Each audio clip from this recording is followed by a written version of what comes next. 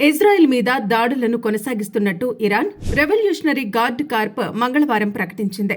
Dimona, Tel Aviv, ఇలాట్ సహా పశ్చిమాసియాలోని America సైనిక స్థావరాలను లక్ష్యంగా చేసుకుంది. క్షిపణులు, డ్రోన్లతో దాడులు పెంచింది. ప్రతీకార చర్యగా ఇజ్రాయిల్ ఇరాన్ సహజ వాయు కేంద్రాలపై విరుచుకుపడింది. ఇస్ఫహాస్ గ్యాస్ వ్యవస్థ, ఖొర్రాం షహర్లోని విద్యుత్ కేంద్రం మీద ఇరాన్ దాడులు చేస్తోంది. ఈ పరిస్థితుల్లో పశ్చిమాసియాలో ఇంకా ఉద్రిక్తత తొలగిపోలేదు. ట్రంప్ చెప్పినా తమ దాడులు ఆపేది లేదన్న ఇజ్రాయెల్ ప్రధాని నెతన్యాహు వ్యాఖ్యలో అమెరికా ఇజ్రాయెల్ వ్యూహమే ఈ విరామ ప్రకటన అనే సందేహం కలుగుతోంది.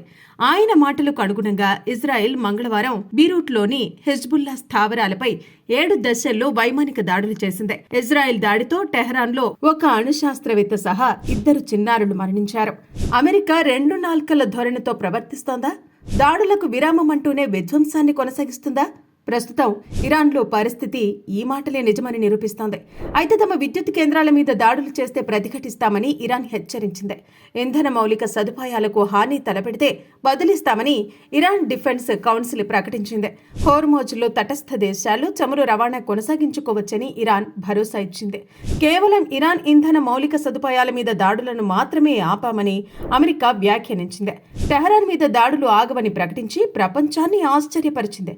అయితే చర్చల్లో పురోగతితో 5 దేశాలతో పాటు దాడులు నిలిపివేశామన్న ట్రంప్ మాటలను మిత్రదేశం ఇజ్రాయిల్ ఏమాత్రం పట్టించుకోవటం లేదు. ఇరాన్ మాత్రం ఒకే మాటతో వ్యవహరిస్తోంది. ఇజ్రాయెల్ రాజధాని టెల్ అవీవ్, ఏలియట్, ముఖ్యంగా డిమోనో అణుకేంద్రం పరిసర ప్రాంతాలపై దాడులు జరిగాయి. ఇజ్రాయెల్ గగనతల రక్షణ వ్యవస్థలు కొంతమేర అడ్డుకున్నప్పటికీ క్షిపణి శకలాలతో భవనాలు దెబ్బతిన్నాయి. సౌదీ అరేబియా రాజధాని రియాద్పై ఇరాన్ 2 బాలిస్టిక్ క్షిపణులను ప్రయోగించింది. ఒక క్షిపణిని సౌదీ నిరోధించింది. ఇక ట్రంప్ ప్రకటన తర్వాత చమురు ధరలు 7% తగ్గాయి. కానీ అంతకుముందే నాణ్యమైన బ్రెంట్ క్రూడ్ ఆయిల్ ధర బ్యారెల్కు $114కు చేరింది. 1970 తర్వాత ఏర్పడిన అంతర్జాతీయ చమురు సంక్షోభాల్లో ఇదే పెద్దదని విశ్లేషకులు అంటున్నారు. హార్మోజ్ జలసంధిని ఇరాన్ ఇంకా తన అదుపులోనే ఉంచుకుంది. దీంతో బ్రెంట్ క్రూడ్ ఆయిల్ బ్యారెల్ $114కు చేరింది. ఇంధన కొరతతో ఫిలిప్పైన్ విమాన సర్వీసులను నిలిపివేసింది. దుబాయ్, దోహా విమానాశ్రయాల్లో వేలాది ప్రయాణికులు చిక్కుకుపోయారు. యుద్ధ ప్రభావం మన దేశం మీద బాగానే పడింది. పర్షియన్ గల్ఫ్ లో 22 భారతీయ నౌకలు చిక్కుకుపోయాయి. గ్యాస్ సరఫరా నిలిచిపోవడంతో కేంద్రం ఎల్పీజీ వాణిజ్య గ్యాస్ సరఫరాను 20% పెంచింది. 1970 తర్వాత ప్రపంచంలో ఇదే పెద్ద చమురు సంక్షోభంగా భావిస్తున్నారు. నాటోను పేపర్ టైగర్ అన్న అమెరికా అధ్యక్షుడే ఇప్పుడు పేపర్ టైగర్ అయినట్టుగా కనపడుతోంది. అమెరికాను యుద్ధంలోకి లాగిన ఇజ్రాయిల్ అమెరికా మాటలను లక్ష్యపెట్టలేదు.